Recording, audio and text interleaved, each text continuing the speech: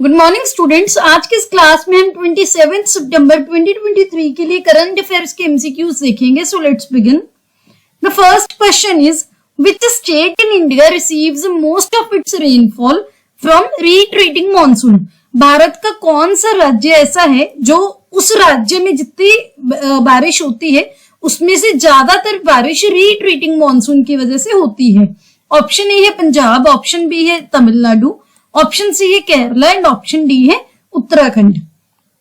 सो वैसे तो ये क्वेश्चन आप अपनी ज्योग्राफी की एनसीईआरटीज में भी देखते होंगे, बहुत ही एक इंपॉर्टेंट पॉइंट है, कॉमन पॉइंट है। सो ये अभी न्यूज में भी था क्योंकि जो साउथ वेस्ट मॉनसून है इंडिया में उसने अपना विथड्रॉल यानी कि उसने वापिस जो जाना स्टार्ट कर दिया है।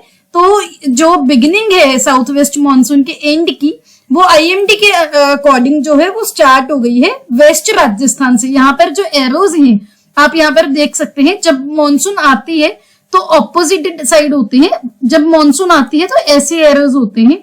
अभी क्या है, रिट्रीटिंग स्टार्ट हो गई है, कहां से, वेस्ट राजस्थान से।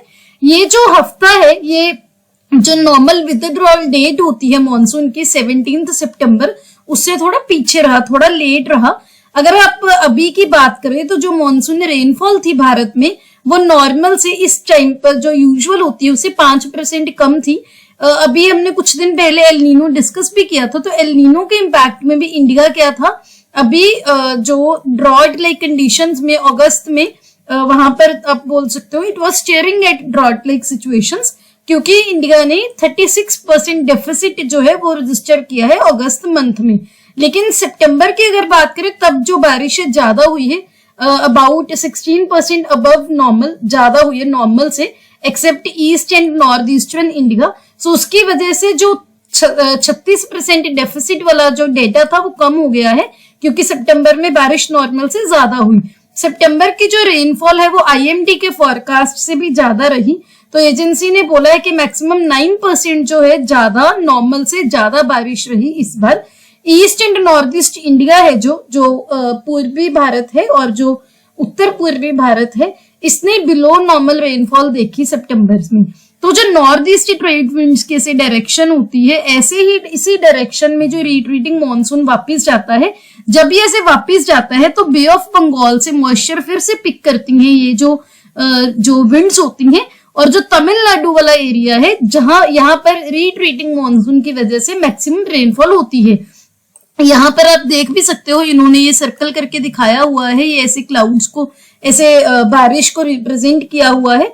यहाँ पर जो है साइक्लोनिक जो रेनफॉल वो भी होती है इस टाइम पे, और रिट्रीटिंग मॉनसून की वजह से भी होती है। तो इसका आंसर है option B, that is Tamil Nadu. Next question is the Teesta river flows across the boundary of India with which country.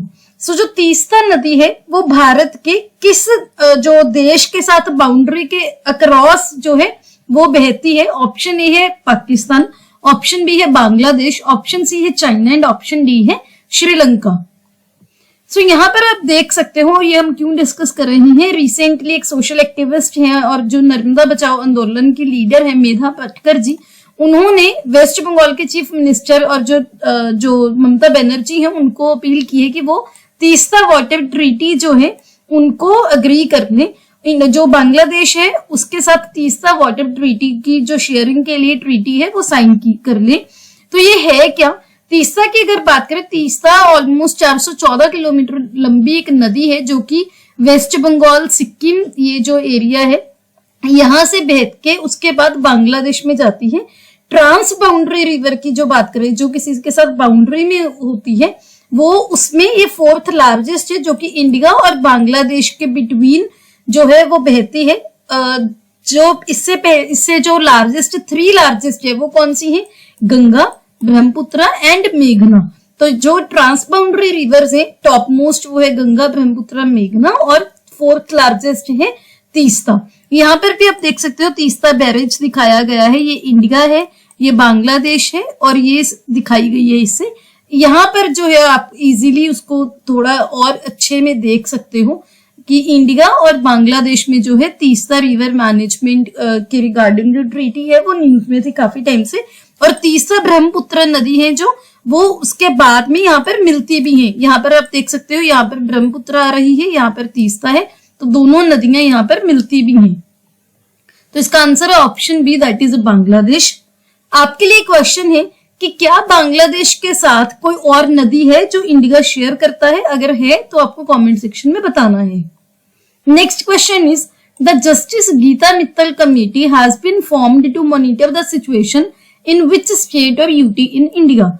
Justice Gita Mittal committee कौन से राज्य या केंद्र शासित प्रदेश की सिचुएशन को मॉनिटर करने के लिए बनाई गई थी? ऑप्शन ए है हरियाणा, ऑप्शन बी है मणिपुर, ऑप्शन सी है Uttar Pradesh and option D है केरला। जो कमेटीज होती हैं वो बहुत कॉमनली आपको एग्जाम्स में पूछी जाती हैं, तो आपको पता होना चाहिए।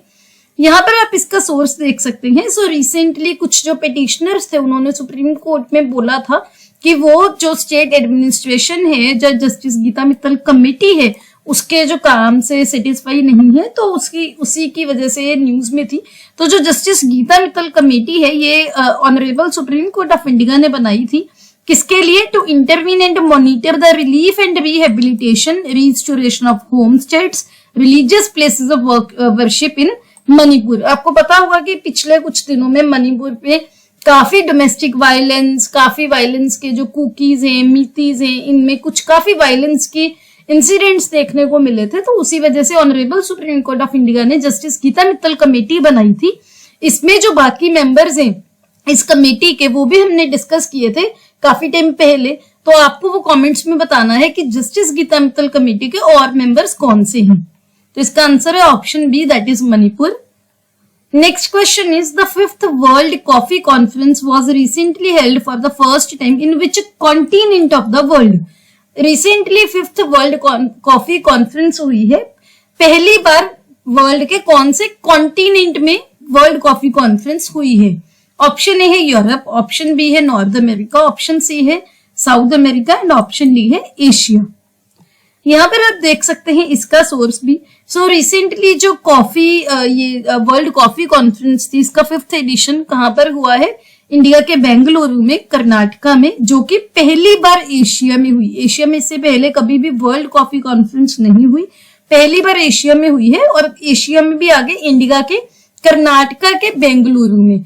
ये जो 4 दिन की ग्लोबल कॉफी जो एक्सपोजिशन थी, ये London based international coffee organisation है, जो कि यूनाइटेड नेशंस के अंडर सेटअप हुई थी to highlight the economic importance of coffee की। कॉफी की इकोनॉमिक इंपॉर्टेंस क्या है उसके बारे में ये कॉन्फ्रेंस होती है। और जो हमारे जो मिनिस्टर है, union minister for commerce and industries Piyush Goyal ji, उन्होंने भी बोला है कि कॉफी क्या है कि इंटरनेशनल कमोडिटी की तरह, एक यूनिफाइंग फोर्स की तरह काम कर सकती है, जो कि एथनिसिटीज, कल्चर, कंट्रीज और कलर्स को एक साथ ला सकती है। और जो एग्रीकल्चर है उसकी सस्टेनेबिलिटी एंड रीजनरेटिव एग्रीकल्चर में भी हेल्प कर सकती है। तो ऐसी जो स्टेटमेंट्स वगैरह होती हैं वो आप अपने आंसर्स वगैरह में भी कोट कर सकते हो। तो आपको ये ध्यान रखना है। इसका आंसर है option D, that is Asia. Asia में कहां पर? इंडिया में। इंडिया में कहां पर? कर्नाटका में। कर्नाटका में कहां पर? बेंगलुरु में। तो सभी चीजें आपको ध्यान रखनी है। Next question is Nagorno-Karabakh, a mountainous region, is recognized internationally as the part of। Nagorno-Karabakh एक माउंटेनियस रीजन है, न्यूज में था। ये इंटरनेशनली किस कंट्री के पार्ट की तरह रिकॉग्नाइज किया गया है? ऑप्शन ए है यूक्रेन, ऑप्शन बी है रशिया, ऑप्शन बी है अर्मीनिया एंड ऑप्शन डी है अजरबैजान। सो यहाँ पर आप इसका भी सोर्स देख सकते हैं। ये दिखाया गया है एथनिक अर्मीनियंस फ्ली काराबाक। सो जो रिफ्यूजीज हैं नागोर्नो काराबाक एरियाज में, वो वहां से जो माइग्रेट होकर टेम्पररी अकोमोडेशंस में जा रही हैं अर्मीनिया में, तभी ये न्यूज में था। यहाँ पर आप इसकी लोकेशन देखिए, ये है अजरबैजान। यहाँ पर जो ये जो येलो ऑरेंज कलर का आपको दिखाया गया है, ये वाला एरिया, ये अर्मीनिया के द्वारा ऑक्युपाइड है। क्या नाम है इसका? नागोर्नो काराबाक। ये अर्मीनिया है। लेकिन जो नागोर्नो काराबाक कन्फ्लिक्ट है, ये न्यूज में था, ये एक एथनिक और टेरिटोरियल डिस्प्यूट है, टेरिटरी को लेकर डिस्प्यूट है अर्मीनिया और अजरबैजान को के बीच में। ये नागोर्नो काराबाक रीजन के बेस्ड पे ही कन्फ्लिक्ट है, जहां पर बेसिकली अर्मीनिया की पॉपुलेशन रहती है। लेकिन ये जो एरिया है ये आता है अजरबैजान के बॉर्डर्स के साथ, जो बॉर्डर वाला एरिया है वहां पर। रिसेंटली जो ये इसके बारे में एक चीज और न्यूज में थी कि रशिया के द्वारा एक सीज फायर मीडिएट की गई थी। सीज फायर होती है कि पहले जो भी कोई फायरिंग वगैरह चल रही है दो देशों में, उसको रोका गया, जिसके मीडिएटर किसके द्वारा मीडिएशन की गई, रशिया के द्वारा 1994 में। सो उसके बाद ये जो रीजन था ये अर्मीनिया के कंट्रोल में चला गया था, लेकिन अभी भी इंटरनेशनली इसको अजरबैजान के पार्ट की तरह जो है रिकॉग्नाइज किया जाता है। रहते भी यहाँ पर अर्मीनिया के लोग हैं। इसको 1994 में अर्मीनिया के कंट्रोल के अंडर ही जो है छोड़ा गया था, लेकिन अभी भी इंटरनेशनल लेवल पर ये अजरबैजान के एरिया की तरह, उसकी टेरिटरी की तरह रिकॉग्नाइज किया जाता है। ये जो एरिया है ये अभी वहां पर अर्मीनियंस जो है, एक सेपरेटिस्ट अर्मीनियंस है, वो यहाँ पर जो है गवर्न करते हैं और इसको नागोर्नो काराबाख ऑटोनोमस ओब्लास्ट का नाम दिया जाता है। तो ये आपको ध्यान रखना है, न्यूज में है, प्लेसेस इन न्यूज बहुत कॉमनली पूछी जाती हैं। तो ये जो पॉइंट है, रहते यहाँ पर अर्मीनिया के लोग हैं और है किसका पार्ट की तरह रिकॉग्नाइज किया जाता है, अजरबैजान का। तो इसकी वजह से जो है थोड़ा बोल सकते हो क्योस वाला रीजन है, ध्यान में रखना है। इसका आंसर है ऑप्शन डी, अजरबैजान, क्योंकि आपको क्या पूछा गया था कि रिकॉग्नाइज इंटरनेशनली किसके पार्ट की तरह किया गया है, अजरबैजान की तरह। आपके लिए क्वेश्चन है कि जो अजरबैजान है इसकी कैपिटल क्या है, तो वो आपको कमेंट्स में बताना है। Next question is Asola Bhati wild life sanctuary. Asola Bhati wild life sanctuary जो अभी रिसेंटली न्यूज में देखी गई है, ये भारत के कौन से राज्य या केंद्र शासित प्रदेश में है? ऑप्शन ए है Jammu and Kashmir, option B है दिल्ली, ऑप्शन सी है उत्तराखंड एंड ऑप्शन डी है हिमाचल प्रदेश। सो यहाँ पर आप इसका भी सोर्स देख सकते हैं। रिसेंटली एक स्टडी हुई है Asola Bhati wild life sanctuary में, जो वहां पर काम चल रहा है। ये कहाँ पर है? ये दिल्ली में है। यहाँ पर आपको पिक्चर में नीली झील दिखाई हुई है जो कि एक मैन मेड लेक है Asola Bhati wild life sanctuary के अंदर। तो जो ये नीली झील है, क्योंकि ये न्यूज में था, बहुत एक हाईलाइटेड दिखाया गया है, मैन मेड लेक है, ये पॉइंट भी आपको ध्यान रखना है। ये जो स्टडी हुई है Asola Bhati wild life sanctuary, इसका क्या ऑब्जेक्टिव है? एक तो सस्टेनेबल इको टूरिज्म को प्रमोट करना, जो सॉइल है वहां की मिट्टी है और जो ग्राउंड वाटर प्रॉपर्टीज हैं उसको स्टडी करना, जो फॉर्म पहले माइनिंग पिट्स वगैरह थी उसकी डिलिनिएशन को स्टडी करना, और जो पोटेंशियल चेंजेस हो रही हैं आसपास के गांव में उसको इवेल्युएट करना। ये जो वाइल्ड लाइफ सेंचुरी है वहां पर कम से कम 8 लेपर्ड्स अभी तक जो है देखे गए हैं। इसके अलावा जो हाइनास होते हैं, जो स्ट्राइप्ड हाइनास, चीता, ये सभी कैट्स की स्पीशीज हैं, वो भी देखे गए। गोल्डन जिकाल देखा गया, एशियन पाम सिवेट देखा गया, इंडियन क्रेस्टेड पर्कोपाइन भी यहाँ पर देखा गया, डियर देखा गया, black buck, sambar deer, hog deer. तो जो वाइल्ड लाइफ है वो भी यहाँ पर है। इसके बारे में कुछ और डिटेल्स देखते हैं। जो Asola Bhati wild life sanctuary है ये सदर्न दिल्ली रिज जो है अरावली हिल रेंज का, वहां पर है दिल्ली हरियाणा बॉर्डर में, जो कि सदर्न दिल्ली और नदरन पार्ट्स ऑफ फरीदाबाद और गुरुग्राम जो है हरियाणा का, वहां पर लाई करती है।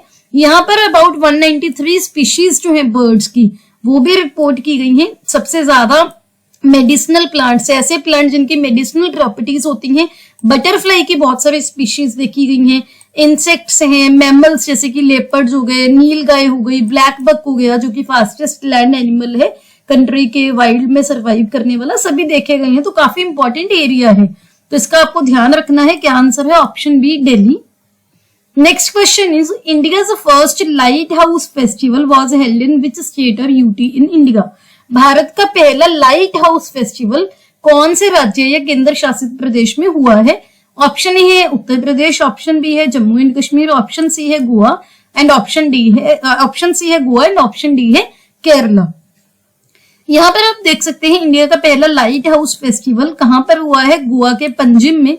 ये वहां का एक किला है फोर्ट अगवाड़ा लाइट हाउस, वहीं पर हुआ। ये जो लाइट हाउस वाला फेस्टिवल का पिक्चर भी देख सकते हो, कितना सुंदर जो ये किले की पे पूरे लाइटिंग, पूरा जो लाइट शो है दिख रहा है आपको, दोनों साइड आप देख सकते हैं। 3 दिन का फेस्टिवल हुआ था जो कि 23 सितंबर से लेकर 25 सितंबर के बीच में हुआ।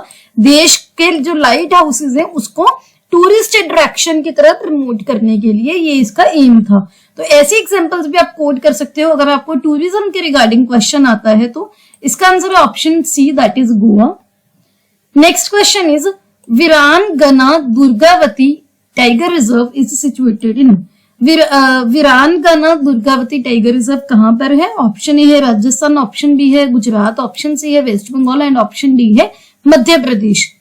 सो ये क्यों हम डिस्कस कर रहे हैं, ये भी न्यूज में था क्योंकि मध्य प्रदेश की जो नौरादेही और वीरानगाना दुर्गावती सेंचुरीज है उनको मर्ज कर दिया गया है और मर्ज करके नाम रखा गया है वीरानगाना दुर्गावती टाइगर रिजर्व। और ये मध्य प्रदेश का 7th टाइगर रिजर्व बना है टाइगर्स की वहां के प्रोटेक्टेड हैबिटेट के लिए। ये वहां के जो सागर, दमोह और नरसिंहपुर जिले हैं उसके अक्रॉस फैला हुआ है। मध्य प्रदेश में इससे पहले 6 टाइगर रिजर्व थे, कान्हा टाइगर रिजर्व, बांधवगढ़, सतपुड़ा, पेंच, पन्ना, संजय दुबरी, ये सभी टाइगर रिजर्व थे। और अगर आप स्टेटस ऑफ टाइगर्स को predators and prey in India report की बात करो जो 2022 में थी, उस जो कि नेशनल टाइगर कंजर्वेशन अथॉरिटी के द्वारा और जो wild life institute of India है इन्होंने रिलीज की थी, उसके अकॉर्डिंग जो मध्य प्रदेश है वहां पर टाइगर्स जो है सबसे ज्यादा है देश में। 2nd नंबर पर है कर्नाटक और 3rd पर है उत्तराखंड। तो आपको ये ध्यान रखना है, इसका आंसर है option D, that is Madhya Pradesh. Next question is which organisation will launch its own credit rating agency? कौन सी ऑर्गेनाइजेशन खुद का क्रेडिट रेटिंग एजेंसी जो है वो लॉन्च करेगी? ऑप्शन ए है यूरोपियन यूनियन, ऑप्शन बी है अफ्रीकन यूनियन, ऑप्शन सी है आसियान एंड ऑप्शन डी है G20। यहाँ पर आप देख सकते हैं अफ्रीकन यूनियन जो है वो खुद का एक क्रेडिट रेटिंग एजेंसी लॉन्च करने की बात कर रही है जो अगले साल 2024 में, क्योंकि उनको लगता है कि जो जैसे मूडी है या जो भी बाकी की क्रेडिट रेटिंग एजेंसीज हैं वो अफ्रीकन देशों को अनफेयर रेटिंग देती हैं। तो अफ्रीकन यूनियन ने बोला है कि हम खुद की क्रेडिट रेटिंग एजेंसी एक लॉन्च करेंगे जो कि खुद की ही इवेल्युएशन करेगी अफ्रीकन देशों के साथ। आपके लिए क्वेश्चन है, एक तो ये कि अफ्रीकन यूनियन में कितने मेंबर्स हैं, दूसरा अफ्रीकन यूनियन ने रिसेंटली कौन सी ऑर्गेनाइजेशन को ज्वाइन किया है। तो अगर आपको ये भी कंफ्यूजन हो, कईयों को नहीं भी पता होता कि क्रेडिट रेटिंग एजेंसी क्या होती है, तो जो क्रेडिट रेटिंग एजेंसी एक ऐसी कंपनी होती है जो कि क्रेडिट रेटिंग देती है। यानी कि अगर मान लो आपने किसी से लोन लिया है तो आप क्या हो गए, डेटर हो गए। तो जो डेटर ने लोन लिया वो कितना एबल है, कितना सक्षम है कि वो अपना लोन वापस करे बिल्कुल टाइम पर, जो प्रिंसिपल अमाउंट है वो भी और जो ब्याज है, जो इंटरेस्ट है वो भी, आपकी कितनी क्षमता होगी उसको पे बैक करने की, उसको रेट करती है क्रेडिट रेटिंग एजेंसी। तो इसका आंसर है option B, that is African Union. Next question is the IUCN status of Nilgiri tahr is? Nilgiri tahr का IUCN स्टेटस क्या है? ऑप्शन ए है वल्नरेबल, ऑप्शन बी है इंडेंजर्ड, ऑप्शन सी है critically endangered and option D है नियर थ्रेटेंड। सो यहाँ पर आप देख सकते हैं नीलगिरी ताहर की पिक्चर भी। जो नीलगिरी ताहर है इसका IUCN स्टेटस की अगर बात करें तो ये एंडेंजर्ड स्पीशीज है और भारत में जो wild life protection act of India 1972 है उसके शेड्यूल 1 के अंडर इसको प्रोटेक्ट किया जाता है। ये तमिलनाडु का राज्य पशु भी है। तमिलनाडु के फॉरेस्ट डिपार्टमेंट ने केरला के साथ कोलैबोरेशन किया है कि वो दोनों मिलकर एक सेंसस करेंगे, जो जैसे पॉपुलेशन सेंसस होता है, जनगणना होती है, वैसे ही नीलगिरी के लिए सेंसस करेंगे। क्योंकि जो नीलगिरी ताहर है ये सिर्फ तमिलनाडु और केरला के ही कुछ सिलेक्टेड हैबिटेट्स में पाया जाता है, तो इसी वजह से ये न्यूज में था। यहाँ पर आपको इसकी पिक्चर भी दिख गई। एक्चुअल में जो पिक्चर्स होती हैं ये लगाने का यही एम होता है मेरा कि आपको विजुअल रिप्रेजेंटेशन देख के वो चीज आपके दिमाग में बैठ जाए। तो इसका आंसर है option B, that is endangered. ये हमारे सोशल मीडिया के यूजर नेम है, लिंक आपको डिस्क्रिप्शन में मिल जाएगा, जो यहाँ पर आप हमें बिल्कुल फ्री ऑफ कॉस्ट ज्वाइन कर सकते हैं। अगर आपको ये वीडियो अच्छी लगी please hit the like button, अपने दोस्तों के साथ वीडियो को शेयर कीजिए। Don't forget to subscribe to my channel. See you tomorrow at 8 o'clock। Have a nice day.